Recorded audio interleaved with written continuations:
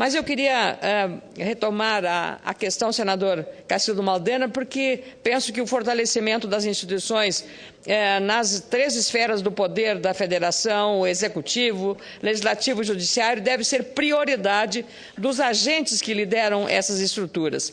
Quanto mais eficientes forem o Congresso Nacional, a Suprema Corte, o Ministério Público, as polícias federal, civil, rodoviária, estaduais, militares ou quaisquer instituições públicas e foco no cidadão, isso será muito melhor para a sociedade e, sobretudo, para a democracia. Essa eficiência é melhor alcançada quando há independência e liberdade de atuação, que é a essência democrática para essas instituições se tornarem mais fortes. Nos últimos dias, as interações na minha página, nas redes sociais, mas especificamente na minha página e nos meus perfis no Facebook, demonstraram a preocupação da sociedade com o fortalecimento das instituições. Num post relacionado à PEC 37, na qual informei sobre minha presença no ato contra essa proposta na última quarta-feira, 24 de abril, mais de 25 mil internautas interagiram na página. Entre os que comentaram, mais de 90%, senador Cacildo, se posicionaram contra a PEC 37, que atribui exclusividade de investigação às polícias federal e civil para investigar crimes e limitar o poder de atuação do Ministério Público.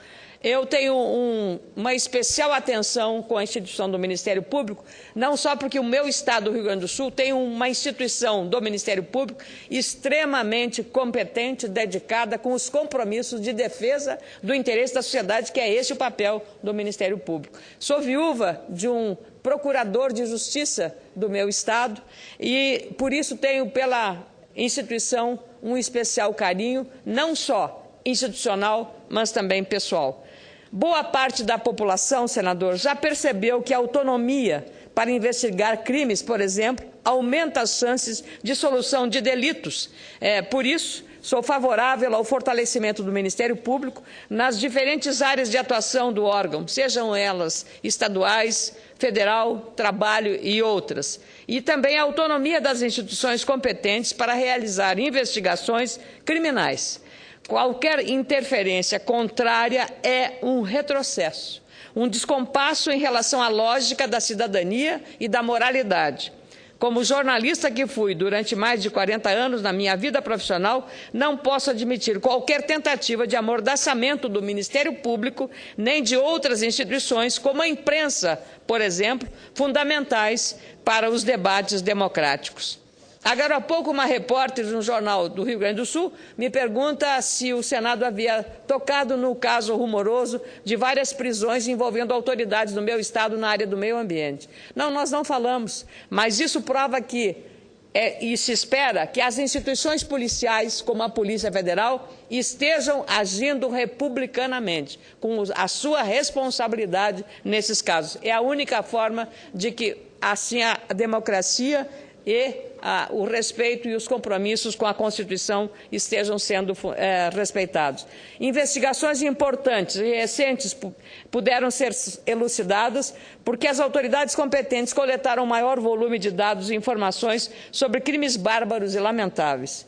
Talvez isso tenha, até essa discussão sobre a PEC 37, mostrado um empenho mais, digamos, prioritário das polícias para mostrar a sua eficácia. E aquela velha máxima do Deng Xiaoping, não importa que o gato seja preto ou pardo desde que caça o rato. Não vamos discutir aqui o mérito dessas investigações com muito mais eficácia que as polícias estão fazendo para justificar que seja ampliado o poder da polícia e reduzido o poder do Ministério Público. Não é isso que se trata. Todos têm que desempenhar o seu papel. O que não podemos é limitar ao Ministério Público este poder investigativo.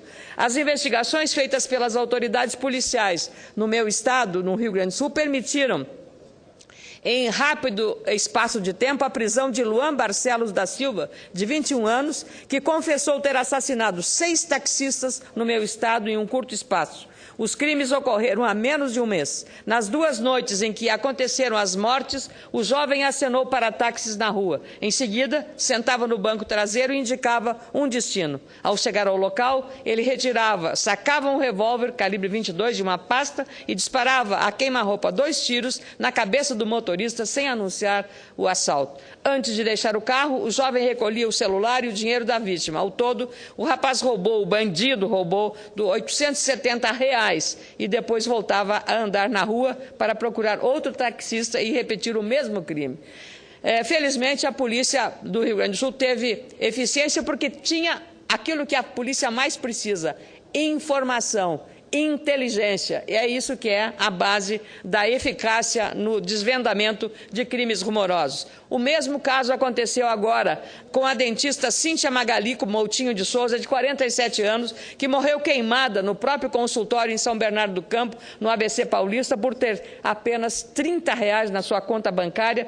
Também é outro exemplo da importância do trabalho de cada uma das instituições. Assim como o Ministério Público tem importância como fiscal das leis, as autoridades policiais são essenciais para permitir soluções rápidas contra a violência. Graças à independência dos poderes e do fortalecimento das instituições, a Justiça decretou, na última sexta-feira, a prisão temporária de Jonathan Cassiano Araújo, de 21 anos, suspeito de atear fogo e matar a dentista.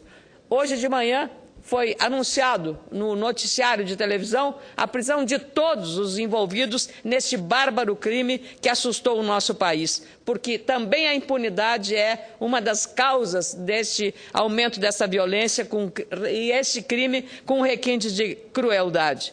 Portanto, esses fatos precisam ser considerados. Os ganhos com instituições mais fortes superam as instâncias da segurança pública. Recentemente, ao avaliar a importância dos programas de transferência de renda para a diminuição da pobreza em nosso país, o presidente do Instituto de Pesquisa Econômica Aplicada, IPEA, Marcelo Neri, destacou a estabilização econômica e o fortalecimento das instituições democráticas como as bases fundamentais, na última década, para o aumento da inclusão social e melhor distribuição dos rendimentos na América Latina. Dos 17 países do continente, 13 apresentaram melhora nos índices sociais registrados nos últimos 10 anos, segundo o IPEA. Essa também é a avaliação do diretor-geral da Fundação Botim para o fortalecimento da gestão pública na América Latina, Inho Sáenz de Miera.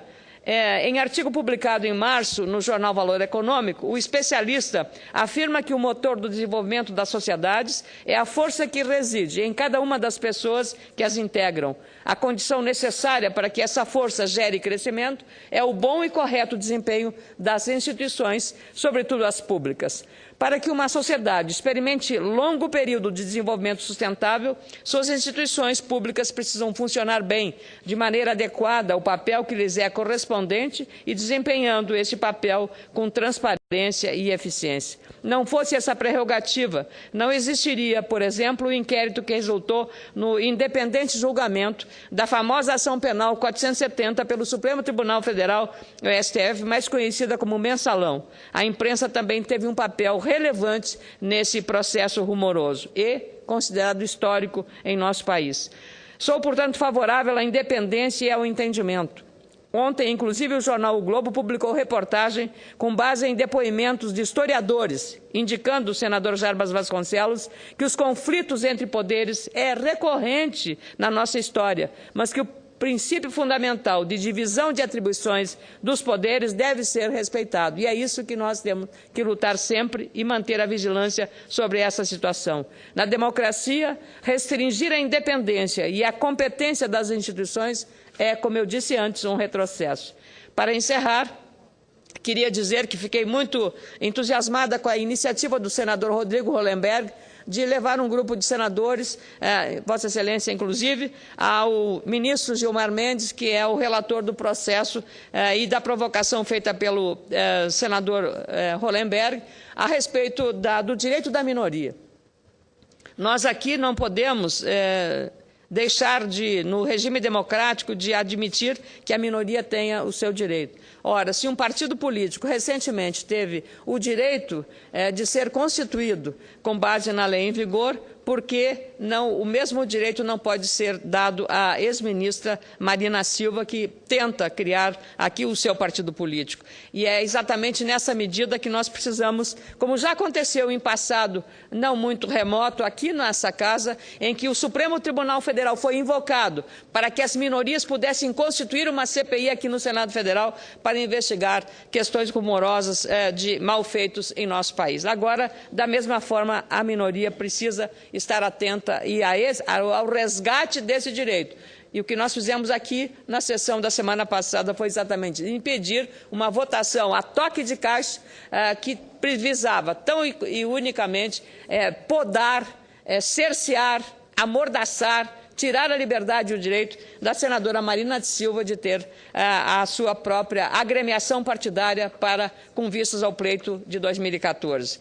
Todos os jornais desse fim de semana trazem uma informação preocupante, não só em relação a isso, que já para mim não é nenhum tipo de crise entre os poderes, mas tão somente uma manifestação clara da responsabilidade que tem esta Casa, que tem o Supremo, que tem o Poder Executivo.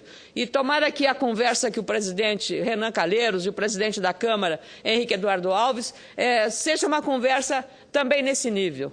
O Congresso não pode cobrar nada do Supremo, como o Supremo não pode. Apenas o Supremo tem o direito de aquilo que nós não fazemos, como aconteceu em relação ao FPE. Como aconteceu em relação ao trâmite das medidas provisórias, o Supremo tem que se manifestar para que a gente cumpra o dever de casa. Então, não podemos reclamar quando a Corte coloca nos eixos aquilo que nós devemos cumprir.